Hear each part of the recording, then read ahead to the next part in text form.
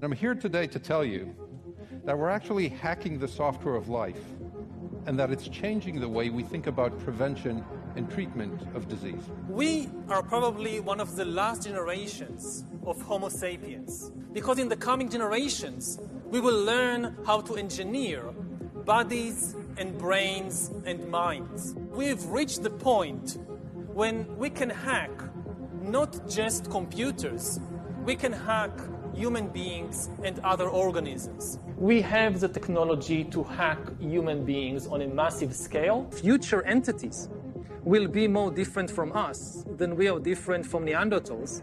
You know, the only difference between us and Neanderthals is just a few genetic mutations, which led to changes in brain structure and a hormonal system and so forth. So we now acquire the technology, maybe not in the next 10 years, but in the next 100 years, of making even bigger changes intentionally to our DNA, to our bodies, to our brains. And in addition, we have the breakthrough in AI, which could lead either to combinations of organic bodies with computers, which are known as cyborgs, or to the creation of completely inorganic entities, completely inorganic beings, that could be far more intelligent and capable than us.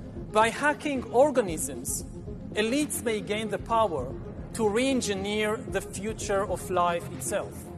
Because once you can hack something, you can usually also engineer it.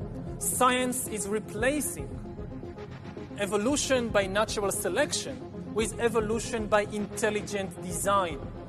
Not the intelligent design of some god above the clouds, but our intelligent design and the intelligent design of our clouds, the IBM cloud, the Microsoft cloud.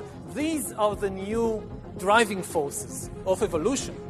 One of the features of this fourth industrial revolution is that it doesn't change what we are doing, but it changes us. This fourth industrial revolution it doesn't change what you are doing, it changes you. If you take genetic editing, just as an example, it's you who are changed. And of course this has a big impact on your identity.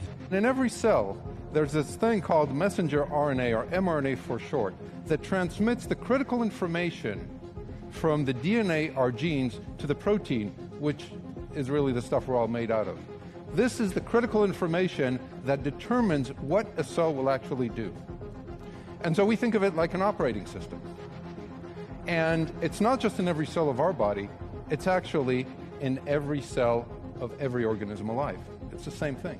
Humans are now hackable animals. You know, the whole idea that humans have, you know, they have this soul or spirit and they have free will and nobody knows what's happening inside me. So whatever I choose, whether in the election or whether in the supermarket, this is my free will, that's over.